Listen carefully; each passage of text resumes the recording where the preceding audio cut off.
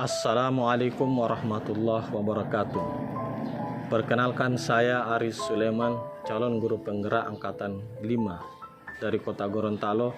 Saat ini saya bertugas di Sekolah Luar Biasa Negeri Kota Gorontalo. Pada kesempatan ini saya akan memaparkan demonstrasi kontekstual pemikiran Ki Hajar Dewantara tentang pendidikan. Mengawali pemaparan saya seperti kata pepatah, tak kenal maka tak sayang, maka saya akan menyampaikan biografi singkat Bapak Ki Hajar Dewantara. Nama kecil beliau adalah Raden Mas Suwardi Suryadiningrat, yang kemudian lebih kita kenal dengan nama Ki Hajar Dewantara saat ini. Ia lahir pada tanggal 2 Mei 1889 di Yogyakarta dan wafat pada tanggal 26 April 1959. Tahukah kita mengapa terjadi perubahan nama dari Raden Mas Suryadiningrat kemudian menjadi Ki Hajar Dewantara? Seperti diketahui bahwa sebelum terbentuknya Taman Siswa pada tanggal 3 Juli 1922 diawali dengan terbentuknya suatu forum diskusi atau serasehan yang terdiri atas orang-orang politik, orang-orang kebudayaan, dan filosof. Dalam diskusi-diskusi kelompok tersebut, rupanya kemampuan Suwardi Suryadiningrat dalam hal ilmu keguruan dan kebudayaan sangatlah menonjol. Sehingga ketika Raden Mas Sutotmo, anggota Polskrat Budi Utomo memimpin sidang, dengan spontan ia merubah kebiasaannya, memanggil adik sepupunya itu tidak lagi dengan sebutan Dimas Suwardi seperti lazimnya yang ia lakukan sebelumnya, akan tetapi pada saat itu ia memanggilnya dengan sebutan Ki Hajar, Ki Ajar, yang juga diikuti oleh Ki Ageng Suryoputro dan anggota lainnya. Saat itu Suwardi menerima julukan yang diberikan oleh Ki Sitotmo Suryokusumo dan Ki Ageng Suryoputro dan kawan-kawannya sebagai kelakar belaka. Namun sesudah Taman Siswa berdiri selama 6 tahun, pada tanggal 3 Februari 1928, Suwardi secara resmi berganti nama menjadi Ki Hajar Dewantara, yang sampai saat ini sangat populer di kalangan para pendidik, di kalangan dunia pendidikan kita, yang juga beliau merupakan salah satu pahlawan nasional di bidang pendidikan. Selanjutnya saya akan memaparkan bagaimana pemikiran-pemikiran Ki Hajar Dewantara di bidang pendidikan. Pertama, menurut Ki Hajar Dewantara, pendidikan dan pengajaran merupakan suatu proses atau usaha persiapan dan persediaan untuk segala kepentingan hidup manusia, baik dalam hidup bermasyarakat maupun berbudaya dalam arti yang seluas-luasnya.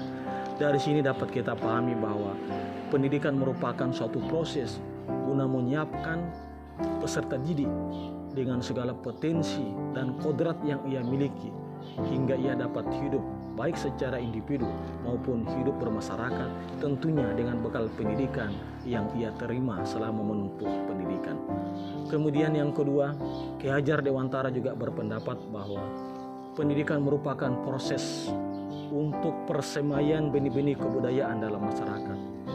Beliau memiliki satu keyakinan bahwa untuk menciptakan manusia Indonesia yang beradab, maka tidak lain salah satu cara yang dapat ditempuh adalah pendidikan menjadi salah satu kunci utama untuk mencapainya. Pendidikan dapat menjadi ruang untuk berlatih dan bertumbuhnya nilai-nilai kemanusiaan dan peradaban yang diteruskan ataupun terus diwariskan. Karena itu antara pendidikan dan kebudayaan merupakan dua hal yang tidak dapat dipisahkan antara satu dengan lainnya, serta saling mengikat. Pendidikan yang tidak dapat menanamkan nilai-nilai luhur kebudayaan yang tumbuh dalam masyarakat, maka akan kehilangan maknanya. Sedangkan kebudayaan yang tidak dapat ditanamkan, dilestarikan, atau diinternalisasikan melalui dunia pendidikan, maka nilai-nilai luhur kebudayaan tersebut lambat laun akan hilang atau ditelan zaman. Ketiga, menurut Ki Hajar Dewantara, tujuan pendidikan adalah upaya untuk menuntun segala kodrat yang ada pada anak agar mereka dapat mencapai keselamatan dan kebahagiaan yang setinggi-tingginya, baik sebagai manusia maupun sebagai anggota masyarakat. Arti kata menuntun dalam Kamus Besar Bahasa Indonesia setidaknya mempunyai dua makna. Pertama, membimbing dengan menggandeng tangan. Kedua, menunjuk atau mengarahkan ke jalan yang benar. Makna kata menuntun yang sama dengan membimbing atau mengarahkan, menurut pendapat Ki Hajar Dewantara tersebut, menunjukkan bahwa dalam proses pendidikan harus menghindari adanya paksaan, apalagi sampai memberikan hukuman pada peserta didik. Namun harus dapat menempatkan peserta didik sebagai subjek pembelajaran, sehingga melahirkan suatu konsep pendidikan menurut Ki Hajar Dewantara, yakni merdeka belajar, baik bagi pendidik, lebih-lebih memberi kemerdekaan kepada peserta didik itu sendiri, yang oleh Ki Hajar Dewantara disebut dengan menghamba pada murid. Artinya bagaimana seorang guru dapat menempatkan peserta didik sebagai fokus pendidikan, bukan sebagai objek pendidikan. Karena itu lebih lanjut Ki Hajar Dewantara mengibaratkan peran seorang pendidik seperti seorang petani.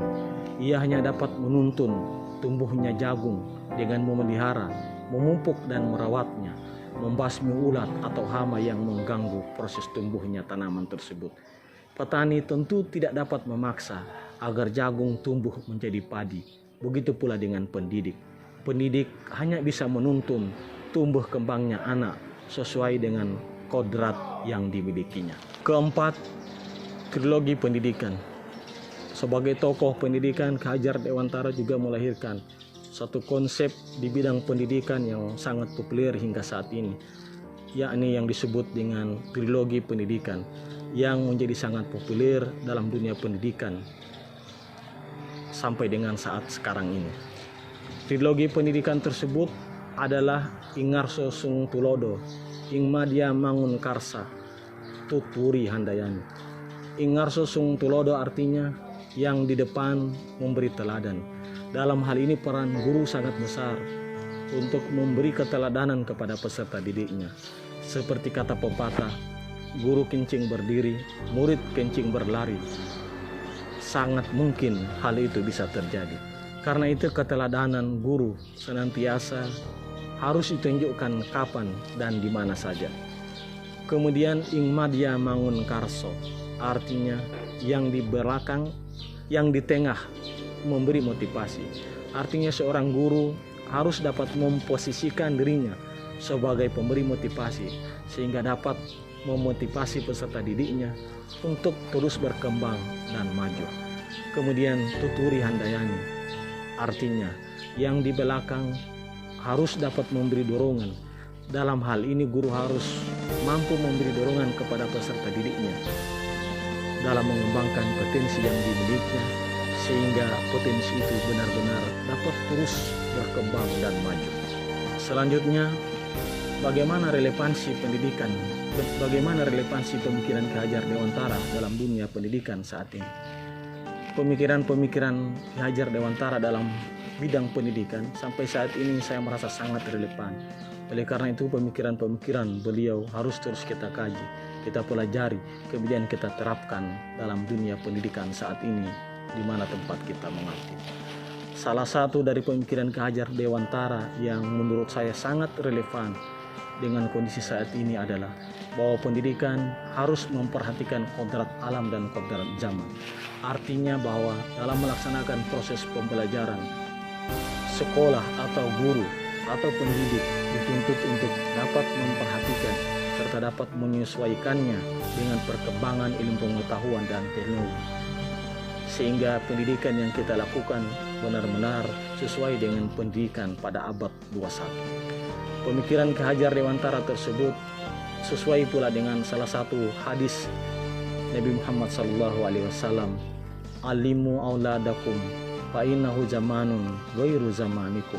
Artinya, ajarkan anak-anakmu karena mereka hidup pada zaman yang berbeda dengan zaman kamu.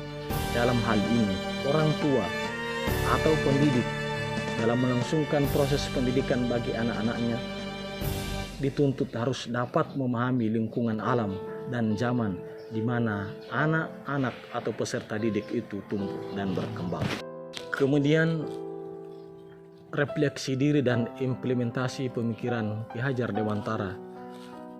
Setelah saya membaca, mempelajari, memahami pemikiran-pemikiran Ki Hajar Dewantara tentang pendidikan, maka saya menyadari bahwa sebagai seorang pendidik saya harus terus berkreasi dan berinovasi dalam rangka mencari solusi agar dapat melaksanakan pembelajaran yang dapat menyenangkan, yang dapat berpusat pada peserta didik. Kemudian melaksanakan tugas dengan penuh kesabaran, santun, ikhlas, sehingga tugas saya sebagai pendidik, sebagai penuntun peserta didik dapat saya terapkan sebagaimana pemikiran Ki Hajar Dewantara. Bentuk-bentuk penerapan pemikiran Ki Hajar Dewantara yang kami lakukan di Sekolah Luar Biasa Negeri Kota Gorontalo sebagai bagian dari implementasi pemikiran Ki Hajar Dewantara antara lain: pertama, memahami karakteristik peserta didik secara utuh yang kami lakukan melalui kegiatan identifikasi dan asesmen, sehingga pembelajaran dapat berpusat pada murid guna mewujudkan merdeka belajar. Melalui identifikasi dan asesmen dapat diketahui apa yang menjadi hambatan, apa yang menjadi kendala, apa yang telah dimiliki, apa yang belum dimiliki, serta apa pula yang dibutuhkan oleh peserta didik. Kemudian yang kedua, menggunakan media pembelajaran tentu yang sesuai dengan karakteristik peserta didik berkebutuhan khusus yang kami layani. Yang ketiga, mengembangkan pembinaan karakter pada peserta didik mulai kegiatan ekstrakurikuler, pramuka, dan seni budaya. Kemudian kami juga melaksanakan sholat duha secara berjemaah setiap Jumat. Kemudian sholat zuhur berjemaah setiap hari, melaksanakan pesantren Ramadan, kemudian upacara bendera setiap hari Senin, dan pada hari-hari peringatan hari-hari besar kebangsaan. Yang keempat, kami juga melaksanakan kegiatan pembelajaran keterampilan yang mencakup tata boga, tata busana, tata rias, kemudian IT. Dan yang kelima, kami juga melaksanakan praktek kerja industri pada dunia usaha dan dunia industri dalam rangka memberi pengalaman kerja kepada peserta didik berkebutuhan khusus yang kami layani. Selanjutnya, tantangan dan solusi.